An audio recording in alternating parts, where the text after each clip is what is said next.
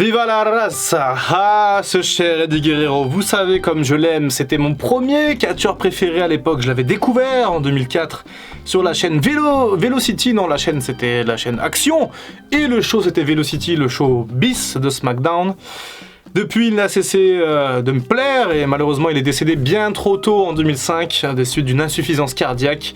Et aujourd'hui, je me suis dit, tiens, pourquoi pas faire une vidéo? Et si la première uchronie de Dr Wrestling, l'uchronie c'est quand on réécrit l'histoire, sur du coup Eddie Guerrero et le sujet donc et si Eddie Guerrero n'était pas décédé en 2005. Alors oui je sais, c'est un peu un sujet qui peut être un peu glauque, un peu spécial au niveau de l'éthique et pourtant croyez-moi je trouve qu'il y a énormément de choses qui auraient changé si Eddie Guerrero était resté vivant et pas forcément pour la bonne cause. Donc voilà, alors je dis pas que le décès d'Eddie Guerrero était nécessaire pour le bien-être de nombreux catcheurs à la WWE, mais vous allez voir que ça a quand même joué pas mal pour l'avenir de la compagnie. Bon et tiens les amis, et si vous me suiviez un peu sur Instagram, je vais vous faire gagner un petit DVD je pense là dans la semaine.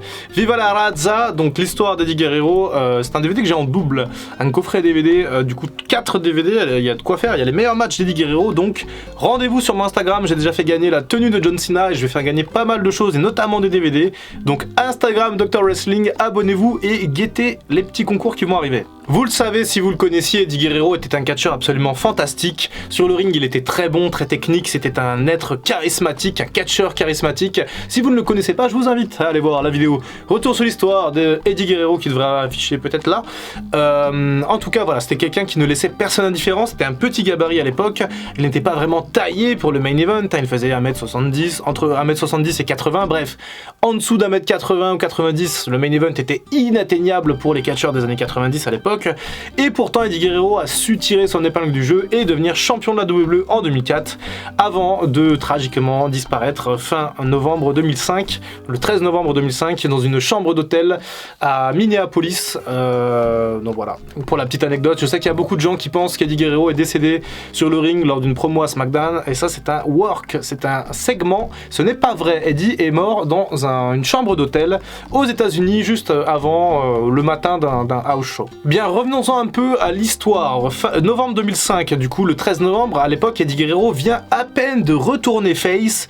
Il avait tourné face le vendredi précédemment en battant Mr. Kennedy, en trichant comme à la bonne époque.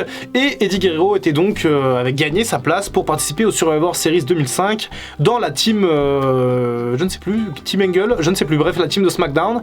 Et donc, il devait être dans un match 5 contre 5 classique au Survivor Series. Or, dans le même temps, il se passait quelque chose d'autre. C'était que le champion Batista était blessé, il venait de se blesser gravement Batista et on était en train de décider à l'époque qui allait devenir champion à la place de Batista le temps qu'il se fasse opérer. Et selon toute la documentation que j'ai pu lire, les podcasts que j'ai écoutés, à l'époque le choix se portait entre Randy Orton et Eddie Guerrero qui était un peu un vétéran de SmackDown quand Randy Orton était un peu la jeunesse.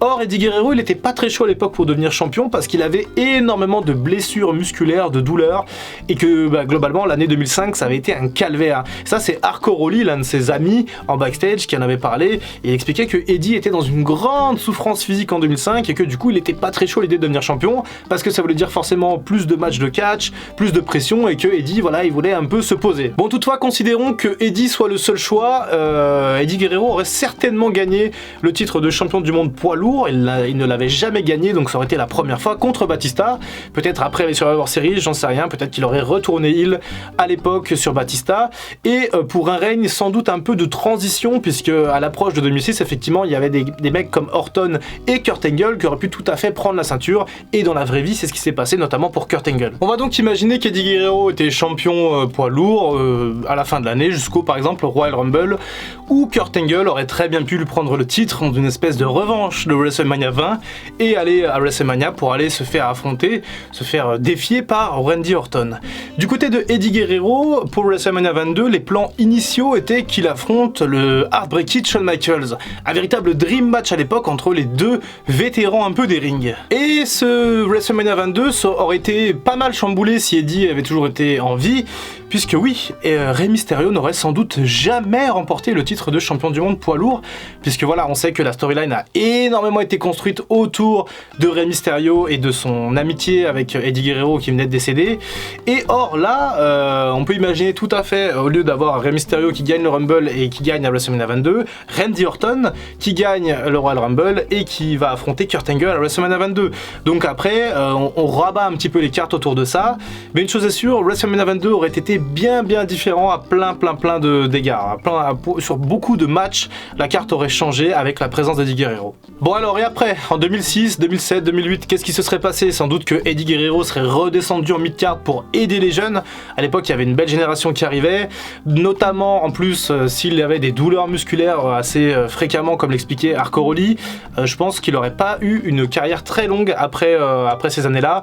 Peut-être qu'il serait arrêté aux alentours de 2007, 8 ou 9, en sachant qu'en 2007 il aurait déjà eu 40 ans et qu'à l'époque, voilà, les catcheurs à 40 ans ils arrêtaient parce que dans les années 90 c'était beaucoup plus rude que dans les années 2020 et 2010. Et en plus de ça, bon, les catcheurs des années 90, on le sait maintenant très bien, ils étaient un peu chargés à l'époque et bah forcément quand t'es chargé, au bout d'un moment tu peux plus trop tirer sur la corde. Du coup je me pose une question, est-ce que Vickie Guerrero aurait intégré la WWE si Eddie Guerrero n'était pas décédé? Eh ben je pense pas.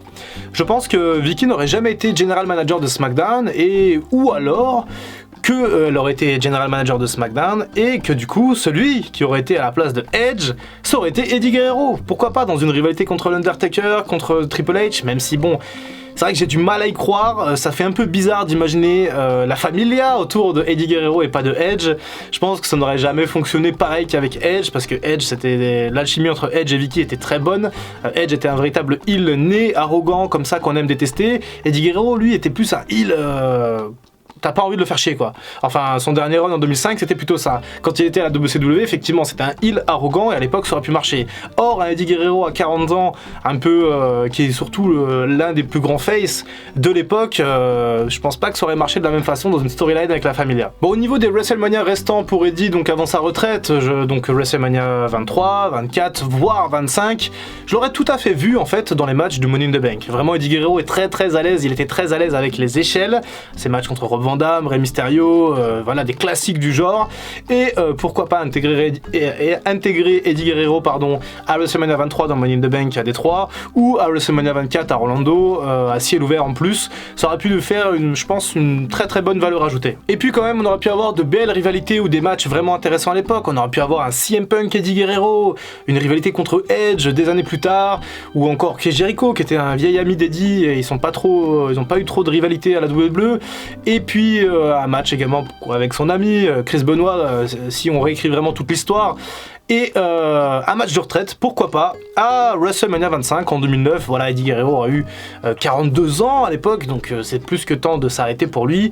Et bien sûr, un match de retraite contre Rey Mysterio. Ben oui, un ultime match de retraite contre Rey Mysterio, des adieux absolument magnifiques, une intronisation au Hall of Fame en 2010. Et puis voilà, après derrière une carrière pépère à faire des conventions, des podcasts.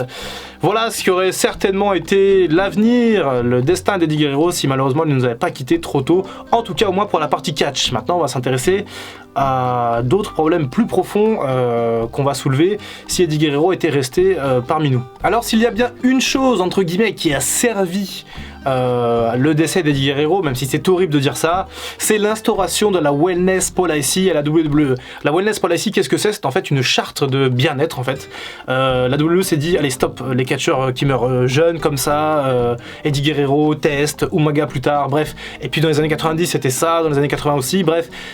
La WWE savait qu'il y avait beaucoup d'abus concernant la prise de drogue, de stéroïdes, de produits dopants, d'opiacés, d'antidouleurs, de painkillers, et que du coup ça ravageait la santé des catcheurs. Et Eddie Guerrero, je pense, n'est pas passé à travers les mailles du filet. Je pense que son insuffisance cardiaque était peut-être génétique, mais qu'effectivement la prise de beaucoup de substances quand il était plus jeune a malheureusement accéléré son décès. Donc imaginons 2 secondes que Eddie Guerrero ne décède pas et que la Wellness Policy n'est pas mise en place à la WWE. Ça pose plusieurs problèmes pour certains catcheurs. Je pense notamment à Kurt Angle. À l'époque, Kurt Angle, en 2006, vous savez, il est poussé dehors par la WWE après justement WrestleMania 22 parce qu'il est chargé comme un mulet, Kurt Angle. Et au lieu de prendre juste une pause et de se désintoxiquer, il va à la TNA parce qu'à la TNA, il peut continuer de se doper alors qu'à la WWE, ce n'était pas le cas avec la Wellness Policy. C'était impossible pour Kurt Angle de continuer à prendre sa Vicodin. Hein. Donc voilà, pour Kurt Angle, ça change peut-être tout puisque Kurt Angle peut éventuellement rester à la WWE tout en continuant à consommer sa substance, et ça change peut-être aussi également le destin de deux autres catcheurs, à savoir Jeff Hardy et Randy Orton. Pourquoi ces deux-là? Parce que entre 2007 et 2009, on va dire, ce sont les catcheurs qui ont été le plus impactés par la Wellness Policy. En fait, ce sont ceux qui ont pris le plus de cartons jaunes, qui sont plus fait avoir pour le test antidopage, et donc deux catcheurs qui étaient chargés à l'époque, pas vraiment de la même manière entre Orton et Hardy. Je vais pas rentrer dans les détails, même si je les connais, mais bon, on sait ce que c'est, YouTube, tout ça. En tout cas, sans Wellness Policy, moins de contrôle et potentiellement des drames. Et oui, potentiellement d'autres drames, puisque les catcheurs n'auraient pas cessé de prendre des substances et auraient tout simplement plus beaucoup en prendre, et pourquoi pas avoir un immense drame chez un autre jeune catcheur qu'Eddie Guerrero entre 2005 et 2010. Pourquoi pas? C'est un scénario un peu glauque, un peu fataliste, mais ça aurait pu très bien arriver. Donc finalement, c'est un peu marrant de se poser cette question, est-ce que le décès d'Eddie Guerrero n'a pas sauvé la vie d'autres catcheurs? Ça, c'est la question que je vais vous poser et que vous allez me répondre en commentaire.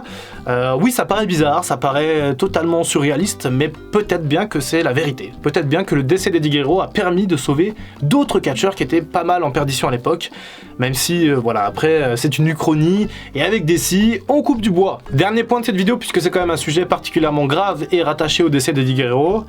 Que se serait-il passé pour Chris Benoit si Eddie Guerrero était resté vivant? On sait que le décès d'Eddie Guerrero a beaucoup impacté psychologiquement Chris Benoit, qui en 2007 commettra l'irréparable, l'infamie totale. Et si Eddie Guerrero était resté, est-ce que Chris Benoit aurait comme ça déraillé? Alors Chris Benoit, c'est pareil, on n'était pas dans sa tête à l'époque. Est-ce que c'était quoi, une profonde dépression qui l'a conduit à faire ça à un moment T en 2007, ou est-ce que c'est juste un pétage de câble qui n'aurait absolument rien changé si Eddie Guerrero était toujours là? Ça, malheureusement, on ne le saura jamais. On sait juste que ce qui s'est passé, c'est passé, malheureusement. Et ça ne sera pas possible de l'effacer dans la mémoire de personne. Mais voilà, on ne peut pas s'empêcher de se dire que si Eddie est toujours là, peut-être que ce qui se passe avec Chris Benoit en 2007, simplement ne se passe pas. Voilà. Pas trop déprimé? Bon, en tout cas, j'espère que vous n'avez pas trop fait réfléchir avec ce format de « Et si ?» ces uchronies. Croyez-moi, j'ai déjà une dizaine de sujets en tête. Alors rassurez-vous, hein, ce sera pas qu'avec des catcheurs qui sont décédés ou autres. Il y aura d'autres sujets un peu plus simples, entre guillemets, un peu plus soft.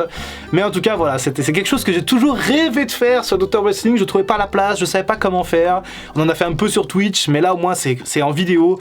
Et comme ça, vous allez pouvoir me dire dans les commentaires ce que vous avez pensé de cette uchronie. Puis voilà, réagir sur tout ce que j'ai dit. Est-ce que vous êtes d'accord avec moi, pas d'accord, sur la Wellness Policy, sur le parcours catchesque d'Eddie Guerrero s'il n'était pas décédé. J'attends tous vos commentaires dans l'espace commentaire et je me ferai un plaisir de les lire. Et venez en parler sur Twitch et sur Discord, je vous y attends. Allez, je vous dis à très bientôt pour une prochaine vidéo, c'était Dr Wrestling, et en attendant, prenez soin de vous.